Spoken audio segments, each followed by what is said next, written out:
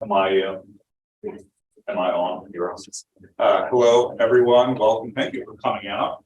And thank you to those who are joining us live over Zoom out there, wherever you happen to be. This is our last pre-noon lecture before winter break, which is just 48 hours or so away. And I want to, before I introduce our speaker, want to make a couple of standard announcements. First, those of you who are joining us over Zoom are heartily encouraged to participate in the Q&A after the talk. The directions are here, but you're just going to insert your questions into the Q&A button at the bottom of your Zoom screen. We will then collect those questions. Sometimes we will gather them together with, combine them with other questions, and then give them to our speaker who will address them. My name is Benjamin Paloff. I'm the director of the Center for Russian, East European, and Eurasian Studies here at the University of Michigan. We are on the 5th floor of Weiser Hall on the University of Michigan campus. We have a few other events coming up I want to alert you to.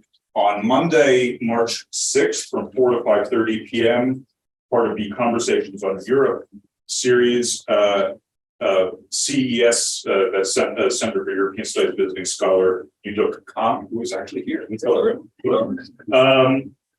Will be giving a talk in this same room, sponsored by CES as well as our center, CREASE, entitled Russian Gas and European Supply Chains, Examining the Consequences of the War in Ukraine for Europe's Energy Policies. We're very much looking forward to that right after break, so a week from Monday.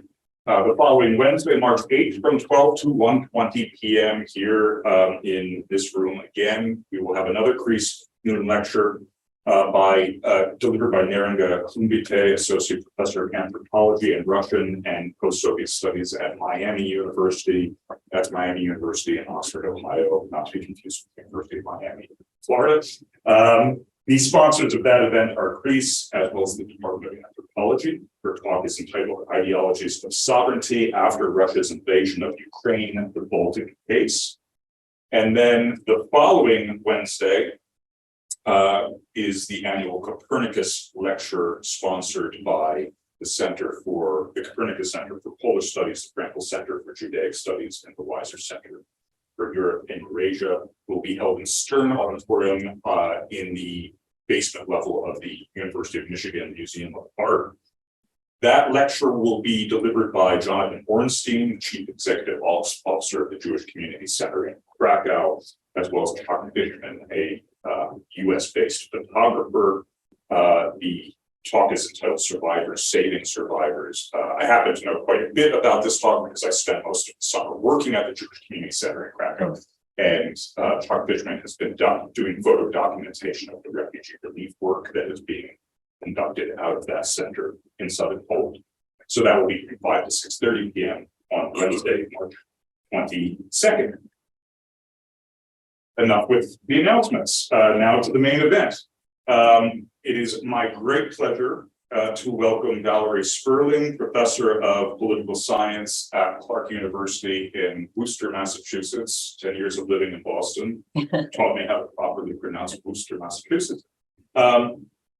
The talk is co-sponsored by the Center for Russian, East European, and Eurasian Studies and the Department of Political Science. We're grateful to them for co-sponsoring this event, and especially grateful to Professor Sperling for her fortitude in making it out to Michigan in such abysmal weather. I can also thank those of you who were able to join us in person. Professor Sperling conducts research that mainly intersects with Russian politics and gender studies. She's the author of Organizing Women in Contemporary Russia from 2000, Altered States, The Globalization of Accountability from 2009, and the award-winning Sex, Politics, and Putin, Political Legitimacy in Russia from 2015, as well as multiple co-authored texts, I won't name them all except for the very most recent, which was co-authored with her colleague at Clark University, Robert Boatwright, entitled "Trump in Politics as Usual: Masculinity, Misogyny, and the 2016 Elections 2020," which I anticipate will have some echoes in today's talk. In recent years, she has published articles in East European Politics and Societies, Post-Soviet Affairs, and the International Journal of Human Rights. Her talk today addresses the recent invasion of Ukraine. We're now coming up quickly on the first year anniversary of that invasion, just a couple of days.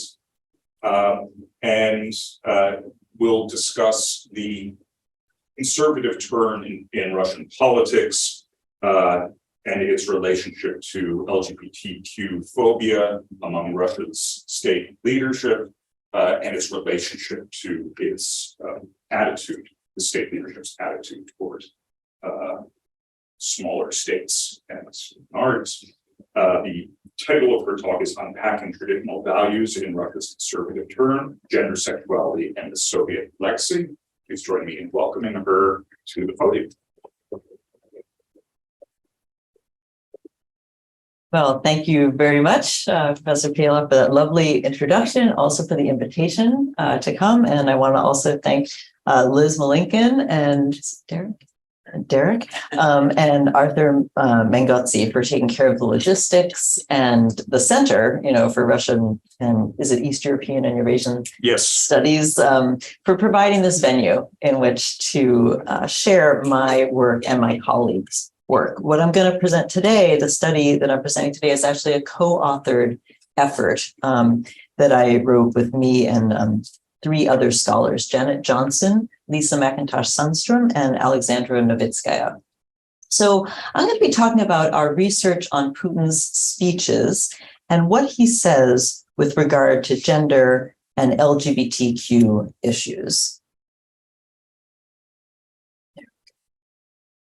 So concretely, I'll be talking about our work trying to understand the so-called conservative turn in Russia by looking closely at what Putin has said over 2 decades with regard to the idea of traditionalism or traditional values. To do this research, we created and analyzed a data set of all of Putin's public speeches from the time that he became president 23 years ago until the beginning of the pandemic in 2020. We didn't look at every single public speech. We just looked at the 5 that he gives every year to a domestic audience. And one of the things that we found was that over those 2 decades, while Putin might have had a certain degree of conservatism when it came to what he said in public about gender and women's rights, he expressed a whole other level of conservatism in what he said and what he's been saying more recently about people in the LGBTQ plus community.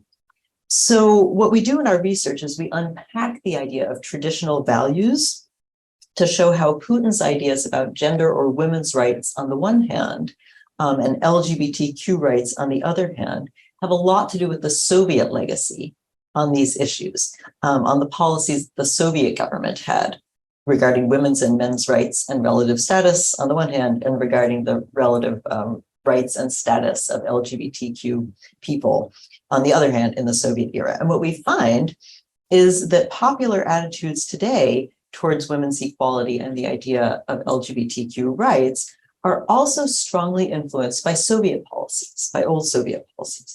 And to just give you the conclusion first, we find that Putin and the contemporary Russian population are way more accepting of the idea of women's rights than they are about the idea of LGBTQ rights. And indeed, both Putin and his constituents are not just a lot more traditionalist when it comes to LGBTQ rights, but they're actually rather hostile towards those rights. So by separating out Putin's statements and public opinion on women's rights from those on sexuality or LGBTQ rights, we can see more clearly the parameters of the conservative turn in Russia. And we can also see how long-lasting the Soviet legacy has been.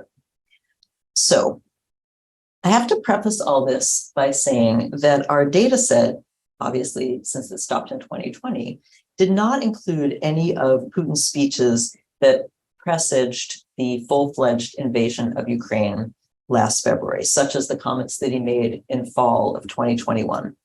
But we did analyze them in a piece for The Conversation that was published last year, and I will discuss them at the end of the talk. And if any of you saw or listened to or read the transcript of Putin's speech to the Federal Assembly yesterday, there was some very relevant stuff in there, which we can look at in the Q&A. So I will start by saying a bit about what Russia's turn toward traditional values has looked like. We will look briefly at Russian policies with regard to women and the LGBT community, and how this kind of conservatism isn't only happening in Russia, but is part of a broader trend that affects other countries too. Then I will talk about what Soviet policies and ideology were like regarding women's equality, and contrast that to Soviet policies and ideology with regard to people in the LGBTQ community.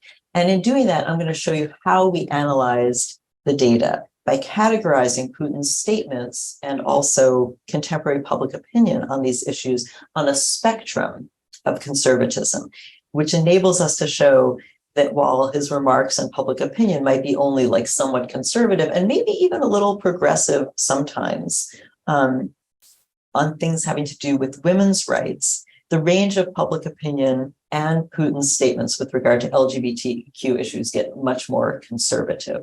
So we developed categories like degrees of conservatism to capture the ideological differences in those remarks and in those public opinions. I will then share with you some examples of Putin's statements and public opinion polls on gender and sexuality issues in Russia that illustrate the different degrees of conservatism. And then I'll wrap up by showing how our analysis of Putin's more recent and more conservative statements, especially on LGBTQ issues, can also shed some light on his decision to invade Ukraine. So to give you some idea of what the conservative turn toward traditional values in Russia looks like, the general idea is that the regime has become more conservative over time.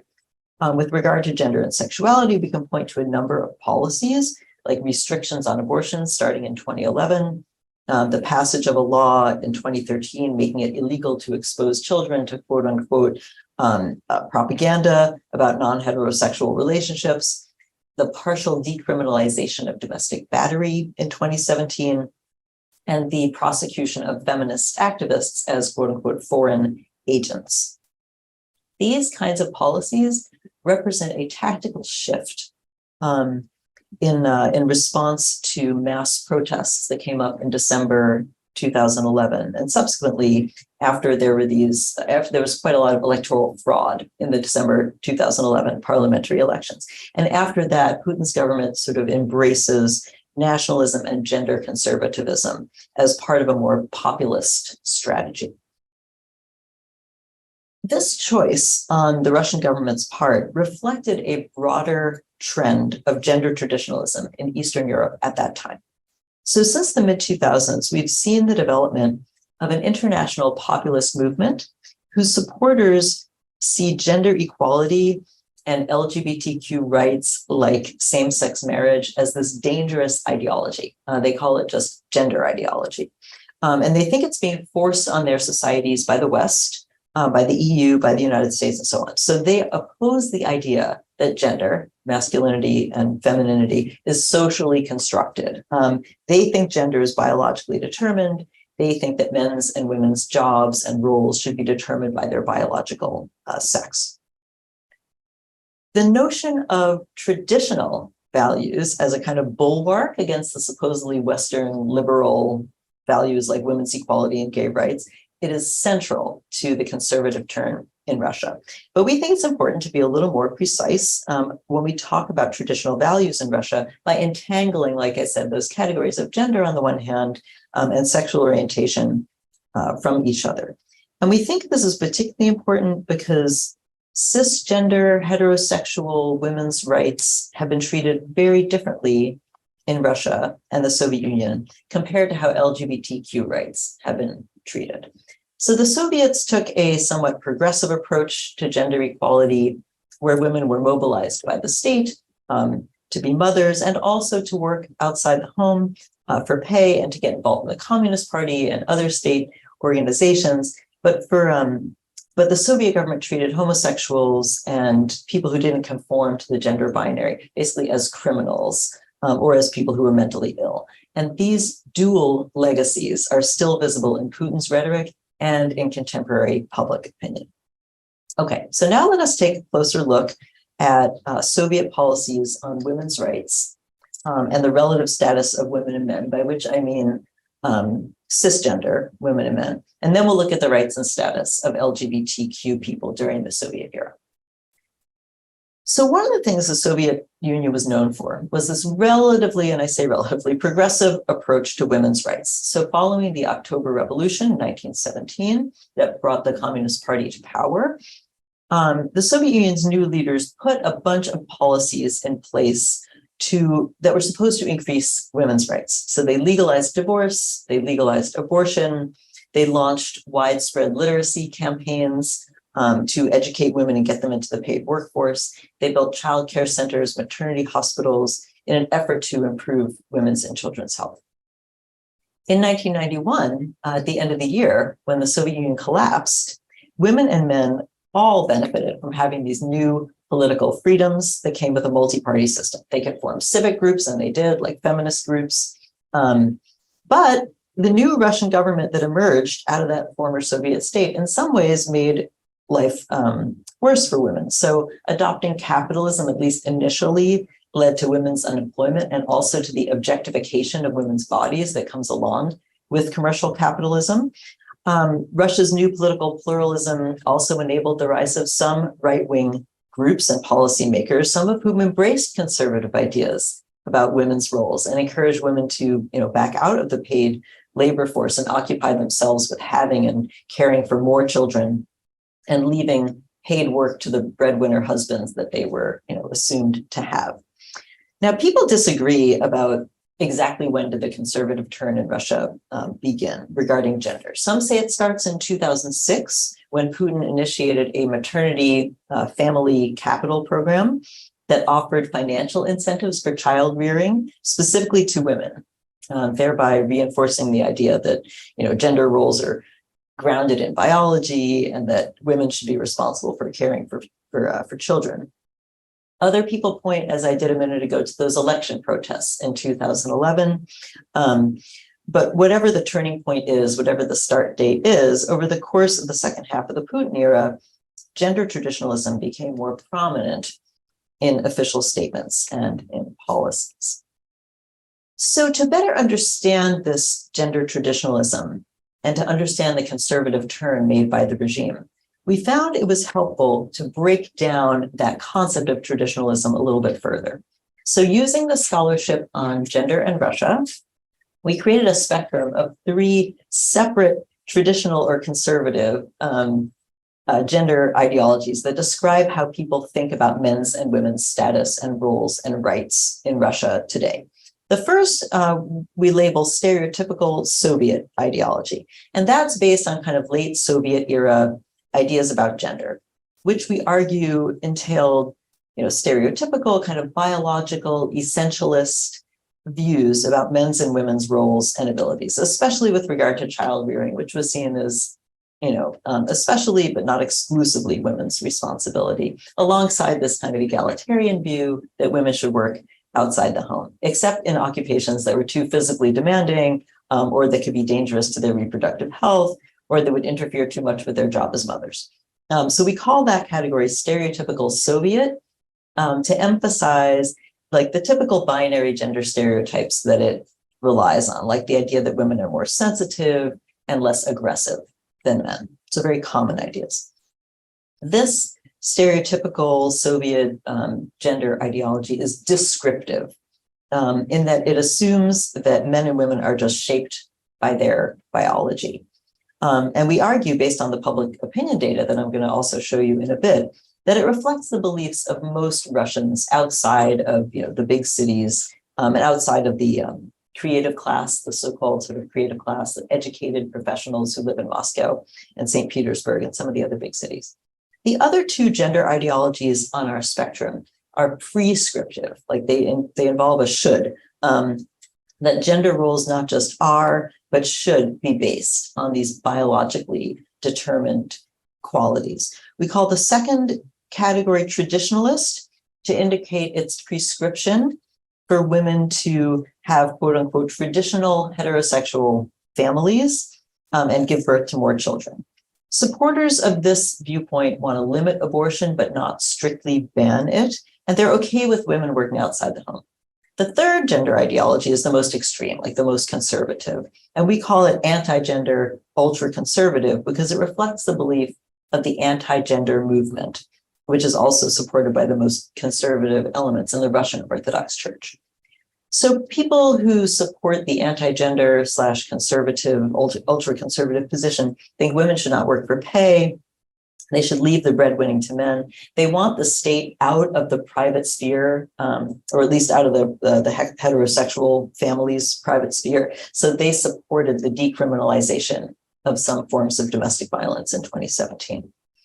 Okay, now let us have a look at the So now let's have a look at the Soviet legacy and post-Soviet Russian ideologies regarding LGBTQ issues. The Bolshevik Party's takeover in Russia in October of 1917 initially led to some degree of recognition of people who we would nowadays say identify as lesbian or gay or queer. The 1922 Soviet Criminal Code, for instance, decriminalized male homosexuality. But by the mid-30s, there was a move toward conservatism under Stalin. Gay male sex was decriminalized, and lesbian same-sex desire was sort of seen as a mental illness. Even after Stalin's death, male homosexuality remained illegal. And over the course of the Soviet era, about 30,000 men were arrested and convicted for homosexual behavior, while a lot of lesbian women were persecuted and some were confined to psychiatric hospitals. In the waning years of the Soviet Union, some LGBTQ citizens emerged from the closet and formed small organizations, like little NGOs, that made contact with the international LGBTQ movement. Male homosexuality was decriminalized in 1993 in the new Russia, but there were no protections, right, around homophobic discrimination. Significant sized LGBT communities, like those in New York's Greenwich Village, say, or in the Castro in San Francisco, didn't emerge in Russia. And in the first decade of Russia's independent statehood, for the most part, non-heterosexual, trans, and gender non-conforming Russian citizens pretty much remained silenced and invisibilized. As Putin's presidency began at the start of the 21st century, the Russian state's adoption of homophobic policies picked up speed. According to the state's new framing of traditional values, non-heterosexuals were a threat to the shrinking Russian nation, which was in a demographic, quote unquote, crisis. This notion was also linked to the idea that Western countries, especially the United States, were plotting to destroy Russia through sex education and family planning and promoting gay rights. The logical fix for Russian nationalists and for conservatives was to reassert traditional values that would be embodied in the heterosexual family with children. Now, Russia's national policy took a marked conservative turn in this regard with the 2013 ban on promoting non-traditional sexual relations to minors. This is what you usually hear about as the gay propaganda ban. The stated purpose of the law was to silence non-normative sexual and gender identities, but paradoxically, it kind of resulted in the explosion of attention to LGBTQ themes and people, who then became kind of hyper-visible and were also scapegoated for everything that was harmful to the Russian nation or everything that was foreign. And that hyper-visibility also made LGBTQ people in Russia more subjected to increased violence and discrimination. Since 2013, there have been a lot of prosecutions under that gay propaganda law, and there's also been vigilante violence by groups against people that they assume or perceive as gay. And there was a violent anti-gay campaign in Chechnya a few years ago that some of you may have read about. Other Putin-era laws, such as the Constitutional Amendment in 2020, that defined marriage exclusively as a relationship between a man and a woman, have forced many LGBTQ people in Russia either back into the closet or out of the country. Now, as we did for describing the spectrum of traditionalism with regard to gender, we created 3 ideological analytical categories to describe Russian traditional views on LGBTQ people. The first analytical category, which we label stereotypical, is again descriptive. It mostly captures like the casual kind of homophobic stereotypes that are common in today's Russia and in a lot of other places too, like the idea that all gay men are artistic. It's important to note that unlike the Soviet stereotypical category for gender, into which most of Putin's statements on gender fit, meaning about cisgender heterosexual women, there is no Soviet era, quote, stereotypical category that captures the way that people thought about homosexuality. And that's because homosexuality was A, so little discussed in the Soviet era, and B, never normalized enough to have any non-pathological stereotypes attached to it. The second category that we use to describe popular attitudes in Russia towards the LGBTQ community is anti-gender, ultra-conservative. Supporters of this view see homosexuality as a threat to Russia's population growth, and they think that homosexuality is contagious. So they support the homosexual propaganda ban because they want to protect society. However, they don't typically endorse violence against members of the LGBTQ community. This category reflects the Soviet legacies of pathologizing and rendering invisible LGBTQ people, embracing the idea that homosexuality is abnormal and it shouldn't be publicly seen. Supporters of the third category, which we label extremist, they endorse the use of vigilante violence to suppress any manifestation of non-heteronormative sexuality. This category is rooted in the Soviet state's criminalization and punishment of non-normative sexuality, and also in the late Soviet phenomenon of vigilantes who assaulted gay men at cruising grounds, like the park in front of the Bolshoi Theater in Moscow. And as you'll see in our analysis of public opinion, attitudes among most Russians on LGBTQ issues are typically in the stereotypical or traditionalist category rather than the extremist one. Now, before I go into the analysis of Putin's speeches and public opinion on gender equality and LGBTQ rights, I just want to explain briefly where we got the data. So what did we analyze in order to document this, this conservative turn and show these categories? So for evidence of what Putin said about gender and LGBTQ equality, we looked at his 5 annual speeches that are aimed at a domestic audience over the first 2 decades of his rule. So this includes his speech to the Federal Assembly, his State of the Union address, which he skipped last year but gave just yesterday for this year, his New Year's Eve and International Women's Day speeches, his participation in this annual big press conference that he does usually once a year, and the Direct Line call-in show, which is another one of these marathon events. Those 5 speeches, we argue, are Putin's main way of connecting to the Russian population as a whole. And for evidence about Russia's popular attitudes on gender and LGBTQ rights, we use some long-term public opinion data, as well as a recent representative survey that was conducted in spring of 2021. So it's reasonably recent. Okay, so what did we find through our analysis of 2 decades of Putin's speeches? Most significantly, we found that Putin made many more remarks in his speeches that scholars might consider traditional or conservative related to women than to LGBTQ rights. So he said a lot more about women than he does about anything having to do with LGBTQ issues at all. He made 231 such remarks having to do with women and 2 having to do with LGBTQ issues. Of his remarks on gender, they were overwhelmingly what we categorized as Soviet/stereotypical, leaving only like 9% that seemed to go beyond the garden variety kind of sexism that you would normally hear.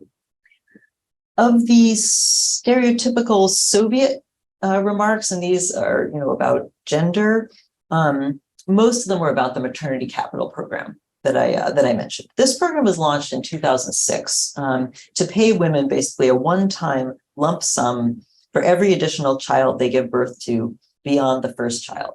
And they could use it for a limited number of things. They could use it for housing, they could use it for the child's education, or they could put it towards the mother's retirement savings. This is kind of a reflection of the Soviet practice of combining like essentialist gender stereotypes with progressive ideas about the appropriateness and the expectation that women will work outside the home and participate fully, in all spheres of life. This kind of gender ideology was most common in Putin's speeches on International Women's Day. So as an example of the usual, stereotypical Soviet discussion of the maternity capital policy, we can look at Putin's speech in 2007. So he met with a group of female teachers, and he says, "You're aware that we have adopted a demographic program. And of course, it primarily concerns women because women bear the main burden of childbirth and child rearing.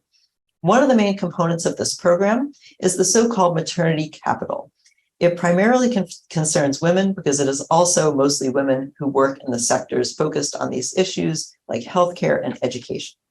So here Putin is highlighting the 2 facets of Soviet expectations, the demographic problem and women's primary role as mothers, but also the need to support mothers who work in the field of education. So they're working because it's a female dominant occupation.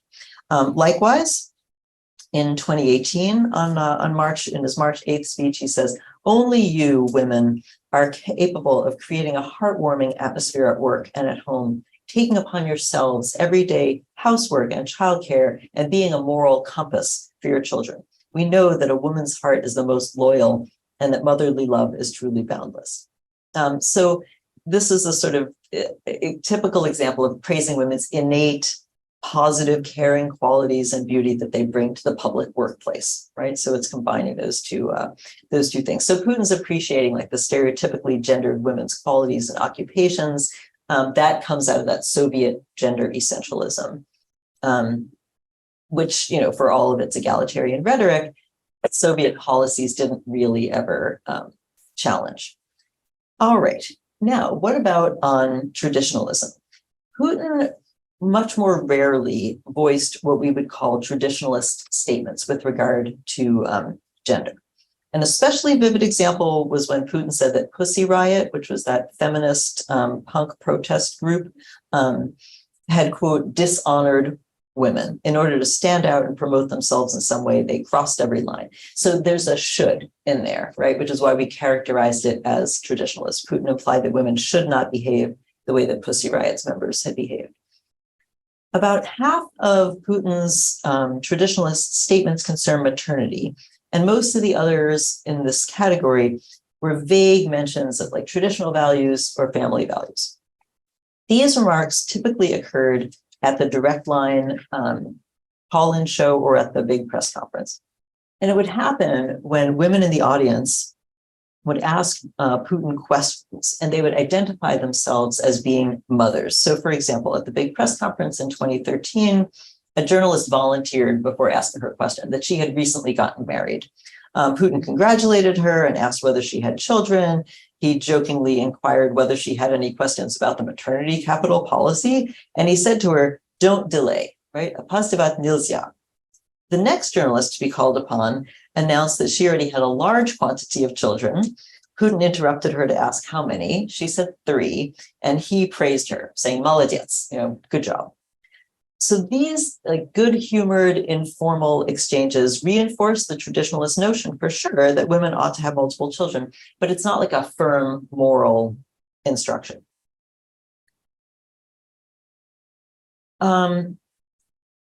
Now, in the 2 decades of speeches that we analyzed, Putin made only one statement that could conceivably be characterized as anti-gender / ultra-conservative with regard to women's rights. So at the 2016 big press conference, Putin asserted that the state should not intervene in family matters unceremoniously. And this was in response to a question about the legal change to Russia's criminal code in 2016 that temporarily made close persons, meaning people in your family, it made it a criminal act to batter people who were close persons, who were people in your family. It basically criminalized domestic battery for the first time in 2016.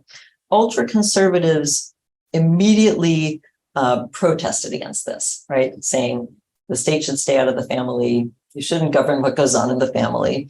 And the Duma quickly decriminalized domestic battery again after it was a matter of maybe 6 months. So they criminalized it briefly and then decriminalized it. So Putin's statement at that conference might have been at the big press conference. That might have been a signal to ultra conservatives that he was on their side. But as remarks go, it was subtle. He didn't use the word domestic violence. He didn't even use the word women. He just said the state should not intervene unceremoniously in family life. In terms of LGBTQ rights, there we go. In terms of LGBTQ rights, there were only 2 references, in 2 decades of Putin's annual speech events from the time he got into power until the beginning of 2020. And they occurred 6 years apart from one another. And they both fell into the anti-gender, ultra-conservative category.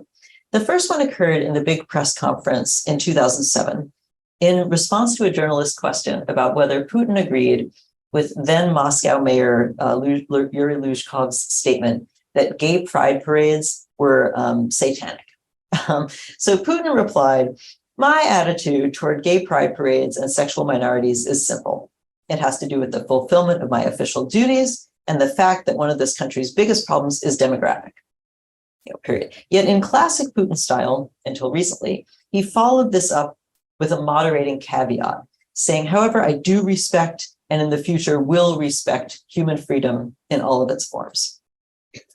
Putin's second remark with regard to LGBTQ rights was at the Direct Line TV call-in show in 2013. And in that instance, a reporter from Nezavismaya Gazeta asked about the worsening relationship between Russia and the West that had been on display on a recent visit by Putin to the Netherlands and to Germany, including on the topic of same-sex marriage and pedophilia, which are often conflated in Russian conservative thinking. Putin's response was, "You are indeed correct that in my last trip, a lot of discussion time was dedicated to the rights of sexual minorities and other such issues. But you see, they have their own standards. If in Holland, a court allowed the activities of an organization involved in the spread of pedophilia, then why must we accept these standards?"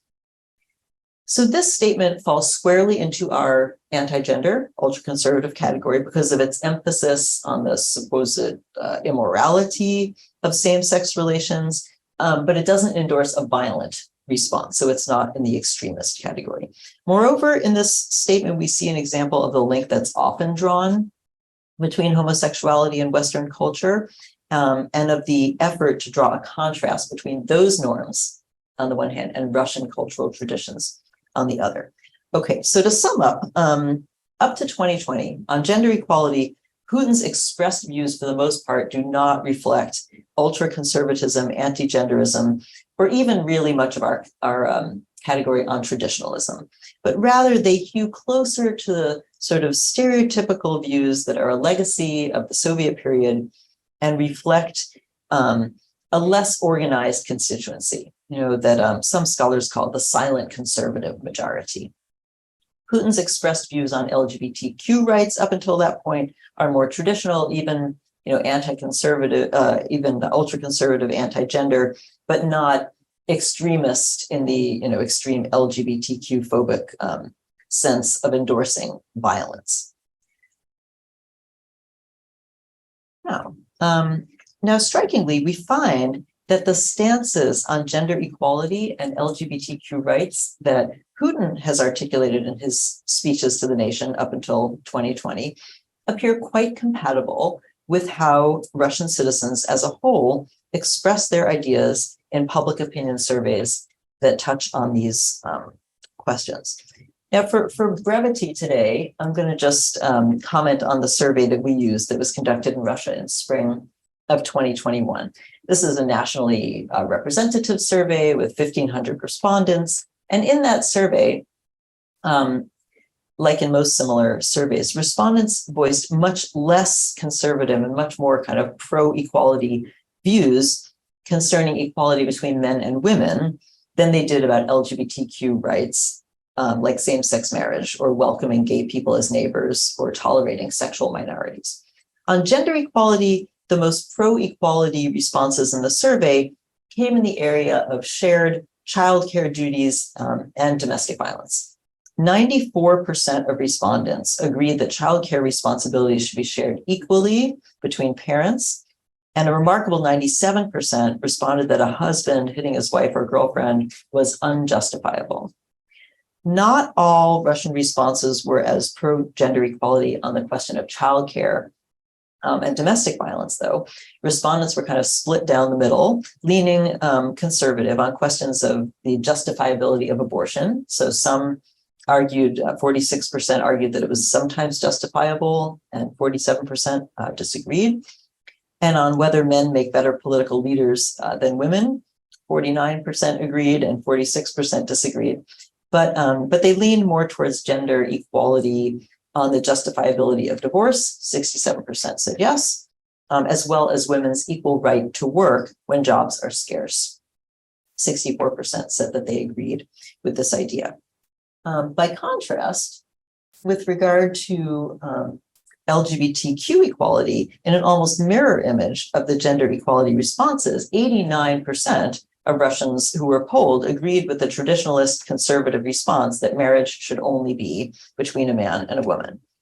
Respondents were slightly less conservative in their stances on the Russianness of tolerating people with various non-traditional lifestyles, including representatives of sexual minorities, with 49% of respondents finding this completely alien to Russian values. And in other words, a 0 on that 0 to 10 scale. And 73% chose scores between 0 and 4. Similarly, 69% of respondents stated they would not want sexual minorities as neighbors. While these responses were a little less conservatively skewed, than the same-sex marriage equality question, they were also much more conservative than the responses to any of the questions that were related to women's equality with men. All right. Now, having argued that for his first 20 years of speeches, Putin didn't say much on LGBTQ issues and didn't overly emphasize traditional values in that regard, we would be remiss not to acknowledge that these dynamics changed in the lead up to Russia's invasion of Ukraine last February. Our analysis of Putin's speeches, to remind you, came just from that set of 5 public speeches that he gives every year to the domestic audience. But there is evidence in some of his other speeches since July of 2021, when Putin published his essay contending that Ukrainians and Russians were a single people. Since that time, there's some evidence that he swung over to kind of publicly vocalizing a perspective more explicitly at the conservative, anti-gender end of the spectrum, at least on gender identity questions, meaning on LGBTQ questions. So for instance, in his October 2021 speech to the Valdai Discussion Club, this is a sort of annual meeting aimed at political and business elites in Russia and abroad, not at the populace as a whole. So at the Valdai Club, Putin made strikingly more conservative and extensive comments on gender roles and identities than he had previously done before in public. At the Valdai Club, he attacked what he called Western norms on such questions, saying in part, "We look in amazement at the processes underway in the Western countries, such as the demand to give up the traditional notions of mother, father, family, and even gender. He also made, for the first time, explicitly transphobic statements, saying it was, quote, truly monstrous when children are taught from a young age that a boy can easily become a girl and vice versa. And he added, this verges on a crime against humanity. 2 months later, at his annual big press conference in December 2021, which is a regular speech to the Russian domestic audience that we would have analyzed if we had extended our data set past 2020, Putin declared, I uphold the traditional approach that a woman is a woman, a man is a man, a mother is a mother, and a father is a father. So this is a rather strikingly strong endorsement of traditional values on gender identity. And then 2 months later, we saw Russia's full-scale invasion of Ukraine. And this emphasis on traditional values was part of Putin's justification for the invasion of Ukraine in his lengthy diatribe on February 24th of last year, when Putin stated, and I quote, they, meaning the West, sought to destroy our traditional values and force on us their false values that would erode us, our people, from within. The attitudes they've been aggressively imposing on their countries, attitudes that are directly leading to degradation and degeneration because they are contrary to human nature. This is not going to happen. So there, in his reference to traditional values, he's alluding to the LGBTQ community and LGBTQ rights. And then at the end of September last year, in Putin's speech at the ceremony for Russia's illegal annexation of the Ukrainian regions of Luhansk and Donetsk and Kherson and Zaporizhia, Putin felt it necessary to, again, build on this ultra-conservative anti-LGBTQ rhetoric to help justify the annexation. He said, in part, quote, do we want to have here in our country, in Russia, parent number 1, parent number 2, and parent number 3? And then he added this parenthetical. They have completely lost it over there. Instead of mother and father, do we want our schools to impose on our children from their earliest days in school perversions that lead to degradation and extinction? Do we want to drum into their heads the idea that certain other genders exist alongside women and men and to offer them gender reassignment surgery? Is that what we want for our country and our children? This is all unacceptable to us. So it's notable that he's talking about this in the context of illegally annexing parts of sovereign Ukraine. And then finally, at his Valdai Club speech in October of 2022, Putin reiterated his generally LGBTQ phobic rhetoric, saying, and I quote, if the Western elites believe that they can have their people and their societies embrace what I believe are strange and trendy ideas like dozens of genders or gay pride parades, so be it. Let them do as they please, but they certainly have no right to tell others to follow in their footsteps.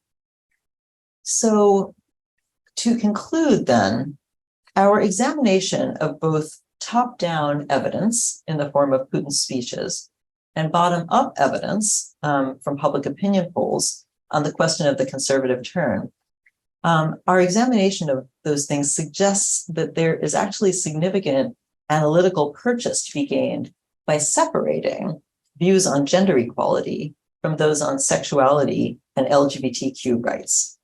In the case of Russia, the top-down conservative turn looks highly conservative when it comes to Putin's statements on LGBTQ rights, but not with his remarks on the rights of heteronormative cisgender people.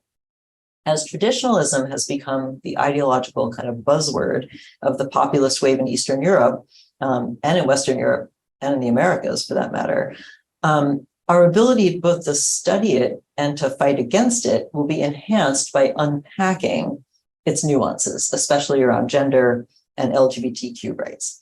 Also, there are remarkable similarities in the top-down speech data and the bottom-up survey data that highlights kind of a synergy between Putin and Russian society. So the data suggests that the accord between Russian society and Putin on issues of gender, sexuality, and LGBT rights likely represents a Soviet legacy rather than a conservative turn per se.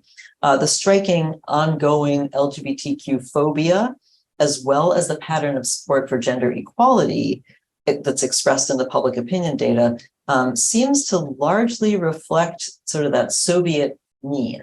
The conservative turn in that sense is not so much of a turn as sort of a return.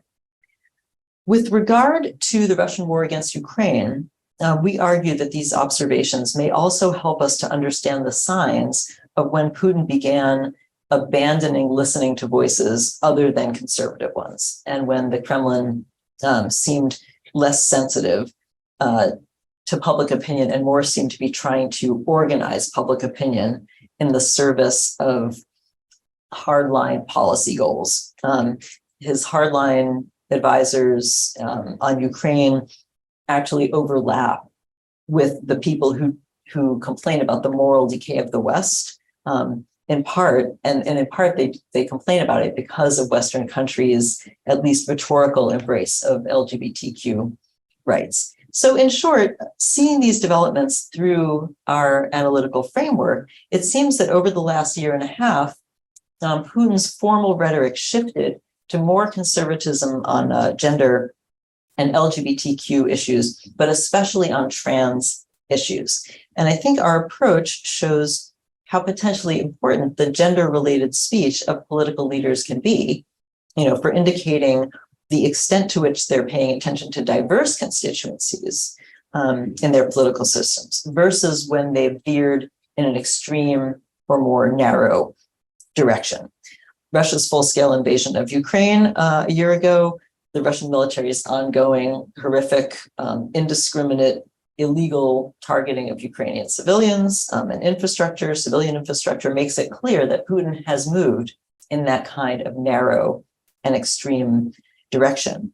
And as disturbing as this move is, I think we can look back and see that Putin was using the language of traditional values, especially with regard to gender identity, to justify the war, to justify the invasion of Ukraine, and that he was signaling this, right, with like an uptick in his LGBTQ phobic language in the months leading up to the invasion. So that's where I will leave it. Thank you so much for your attention.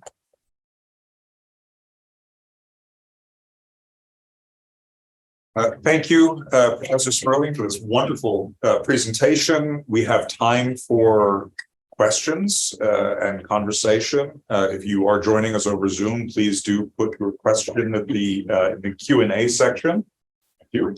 And we actually have one already, but I will refrain if there are immediately questions from those present.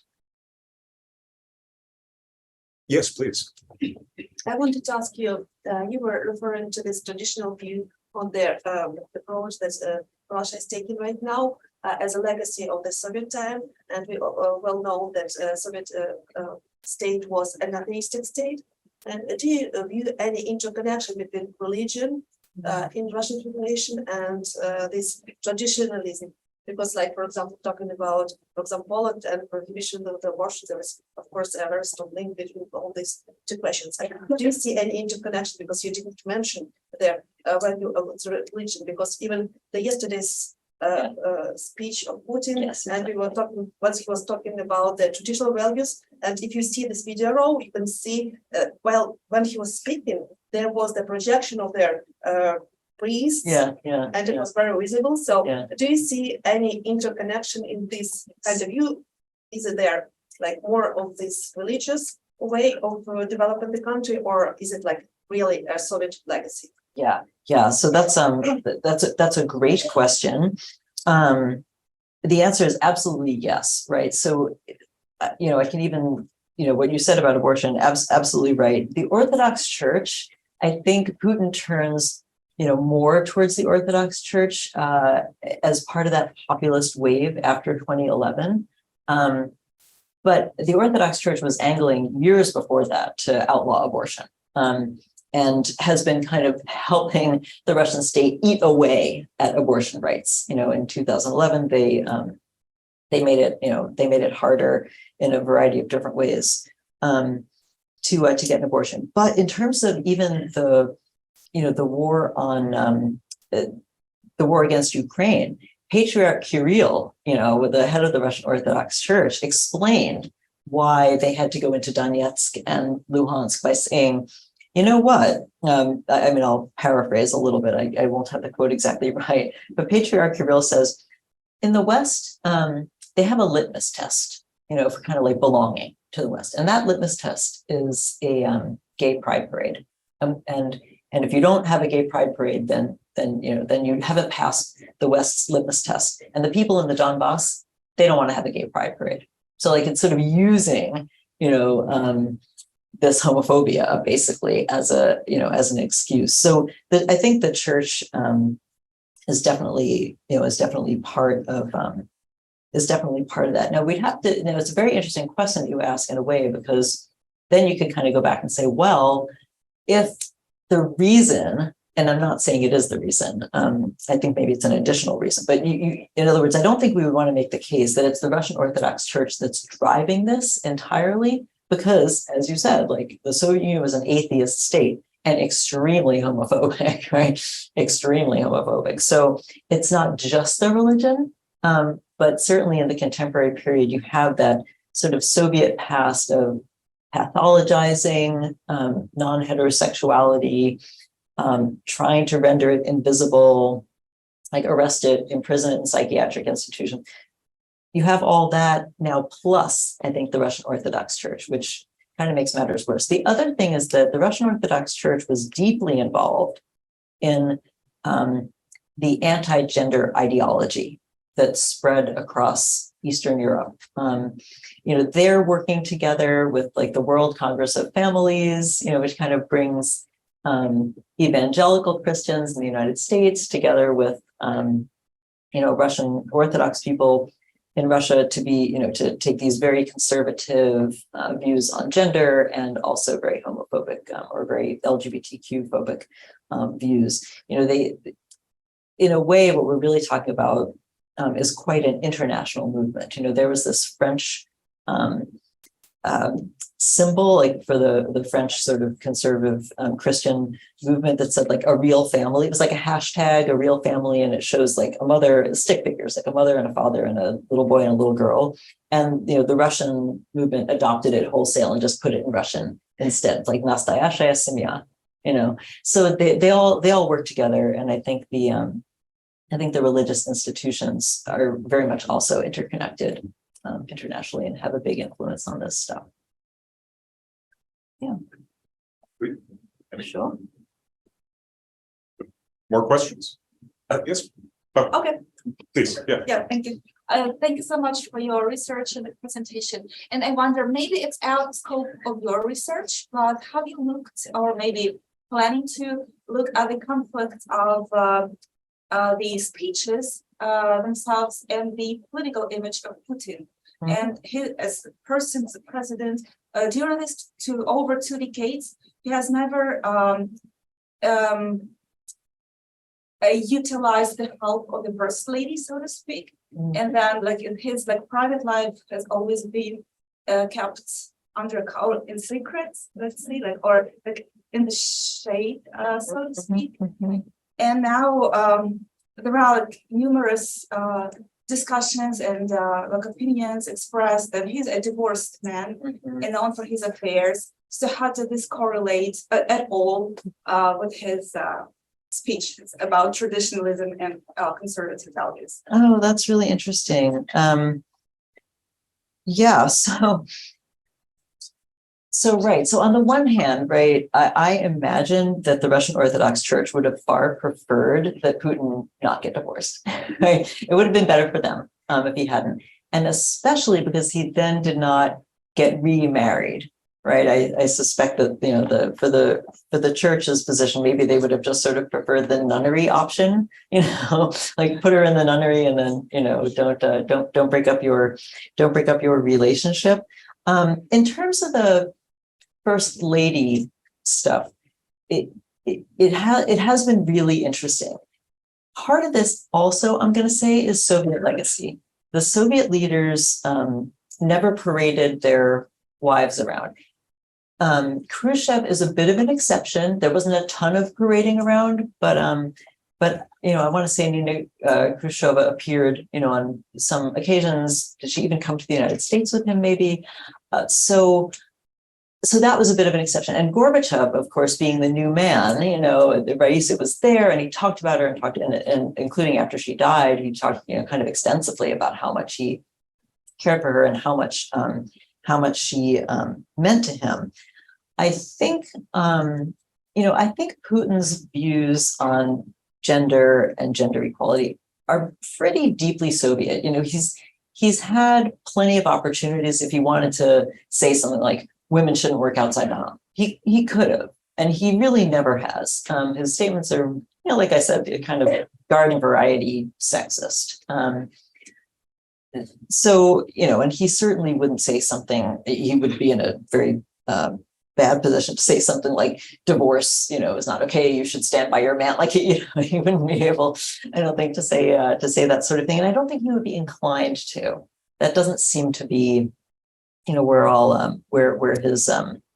his traditionalism is most rooted. In terms of the affairs and all this stuff, I do remember, I want to say it's when he announced the maternity capital program, maybe in the Federal Assembly speech in 2006, he started by saying, what's the most important thing?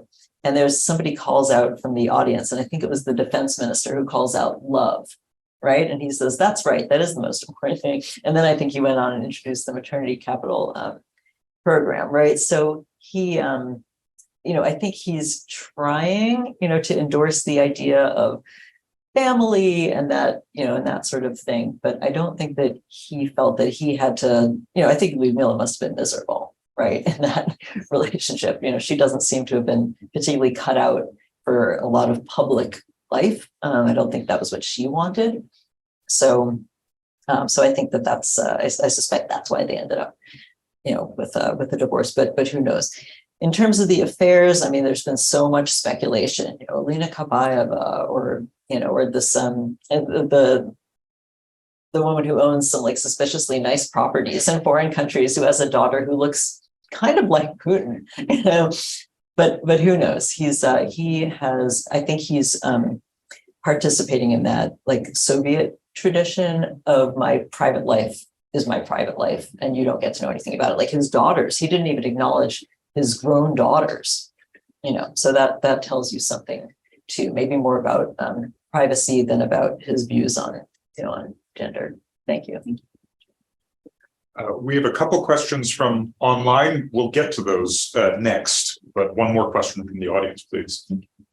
Thank you very much for the talk. Turning around from the messaging, traditional messaging to the Russian audience and kind of the Russian cultural perception, I wanted to ask if you could speak to the perception and reception of Western audiences in terms of like Western conservative movements, the idea that necessarily the Putin regime or Russia may have been targeting or putting out conservative messaging to be received by Western audiences, and the idea that this may be a soft power tool to spread Russian influence globally and prop up Russia as a beacon of traditional conservatism in the world stage.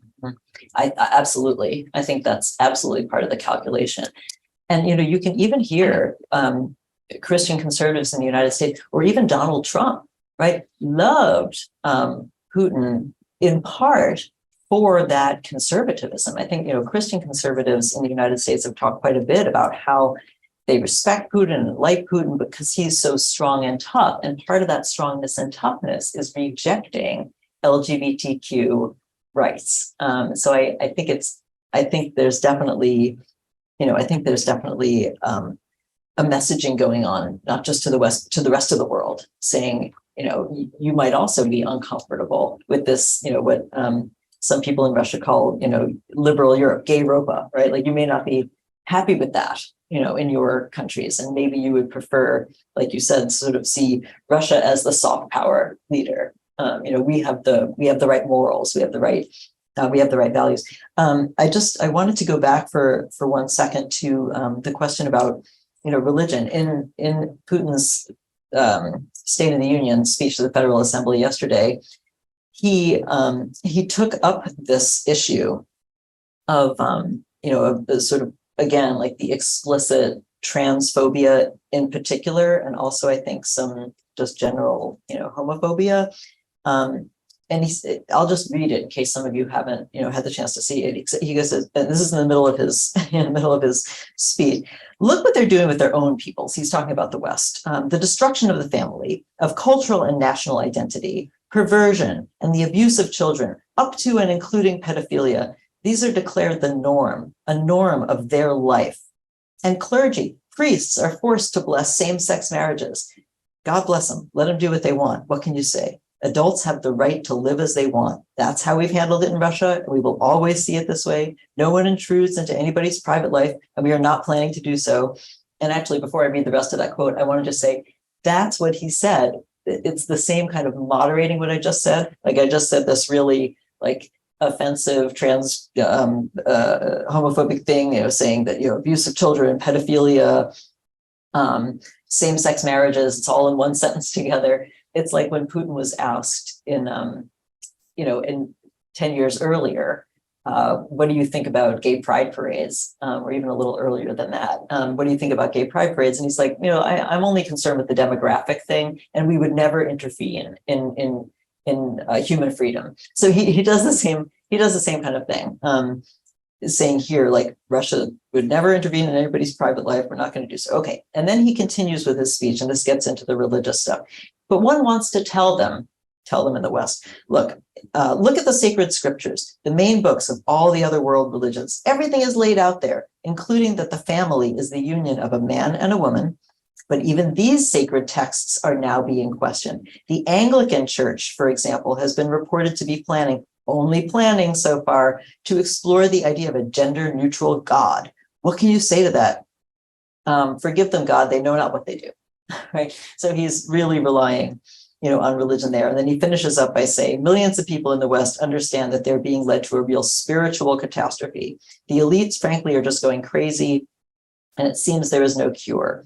But these are their problems, as I said, but we are obliged to protect our children, and we will do it. We will protect our children from degradation and degeneration. So I think talking about the Anglican Church, like that is definitely outreach, to former British colonies in Africa. He says, this is, and anywhere else the Anglican Church resides.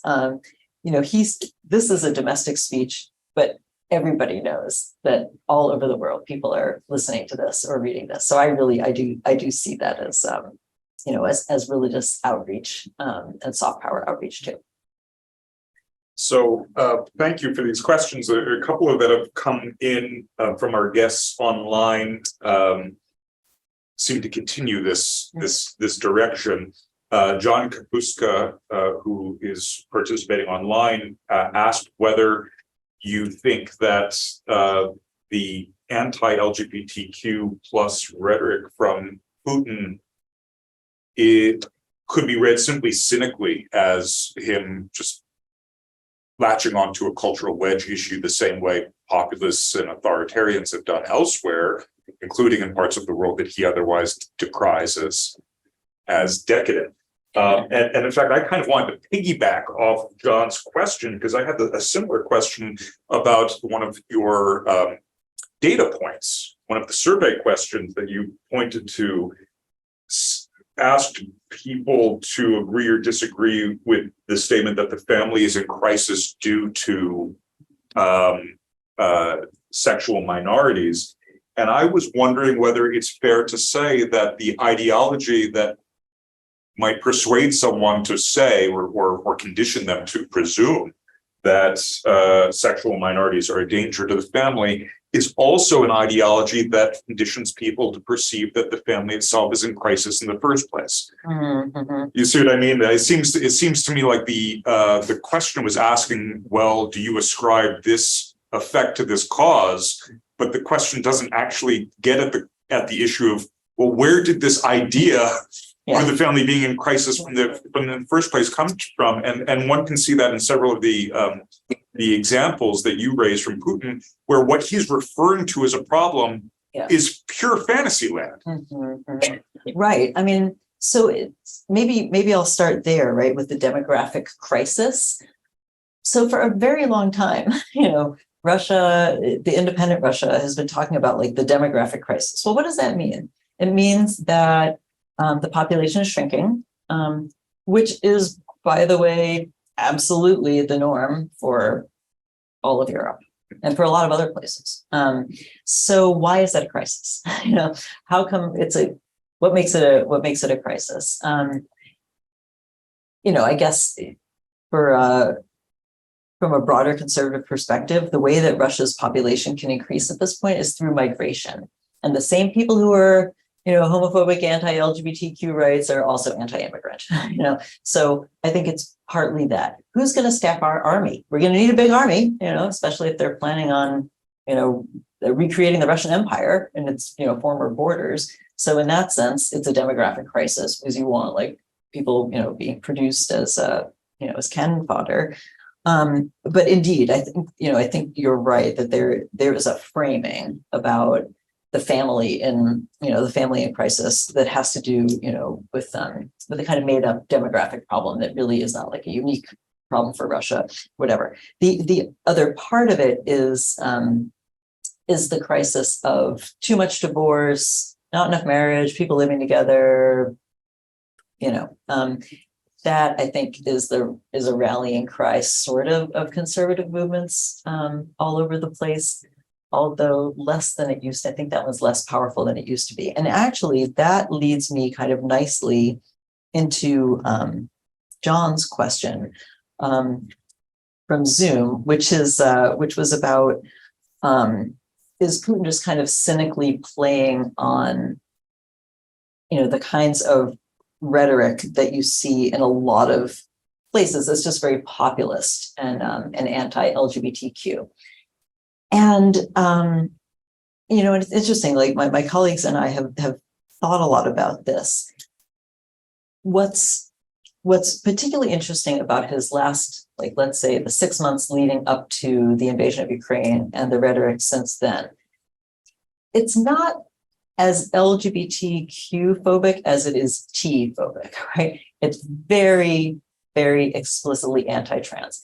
Don't tell children that they can switch their gender. It's monstrous, he says, right? You know, all of these, there's a lot of, you know, a mother is a mother, a father is a father, parent number one, parent number two, parent number three. You know, he's very focused on the gender identity aspect, not unlike, you know, men's and women's rights and women have too many rights and feminism is bad. He doesn't talk about that stuff in this way. He talks about the trans stuff. So we were trying to figure out, okay, why is that? You know, why not just go with the LGBTQ, you know, why not just go with the LGBT phobia more generally? And what we came to on that was that it's no longer, it's no longer like a big issue for people to be gay.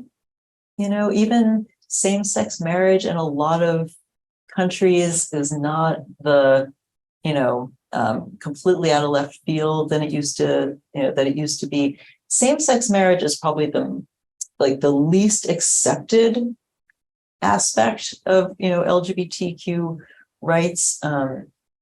And I'm not in any way saying that homophobia has been solved as a problem. It totally hasn't been solved, but it's a lot less acceptable to just kind of be casually homophobic now in Europe, in the United States, and probably even in Russia, which is why you get Putin saying things like, nobody intrudes into your private life, it's your private life. You know, it's your private life. We have no intention of intruding into your private life. Same-sex marriage, he'll single out as a problem. But transphobia is something that is still, I'm going to say, transnational, right? It is still very widely accepted. You know, I think these are super hot button issues. Things like hormones for children or sex, you know, gender affirming surgery, like all of these things are extremely hot button issues. So I think he knows that by talking about those things, he'll get a lot of support. Like people will nod and say like, yeah, that makes sense. So I think that's why, so I think you're right. I think it's a populist thing, but it's also like, it's a reliable topic to talk about where you're going to get some support, almost no matter who your audience is. And I think we have time for just one more question, also from someone who's joining us over Zoom. This is Natasha Kaldenitz, who's a postdoctoral researcher at the University of Michigan. And she's asked several questions. I'm only going to ask one of them. But you mentioned the place of gender in the rhetoric leading up to and surrounding the war in Ukraine.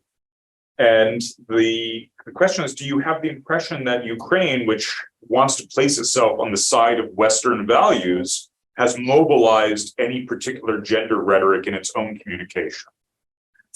That's really interesting. And I don't have an offhand answer to that. I can say that, Ukraine signed off on some international gender rights treaties that they had been kind of putting off for a while around the time, I want to say, that the war began. But that would be a great project to do. So I'm going to leave that to somebody who knows Ukrainian and say I would love to see that analysis, because it would certainly be very smart. Yeah. It would certainly be very smart. Okay. So there we have a dissertation just waiting. Exactly. To those of you who are fishing for That's right. a hot topic. Please join me in thanking Professor Sperling for this wonderful presentation. Thank you all for coming. Thank you.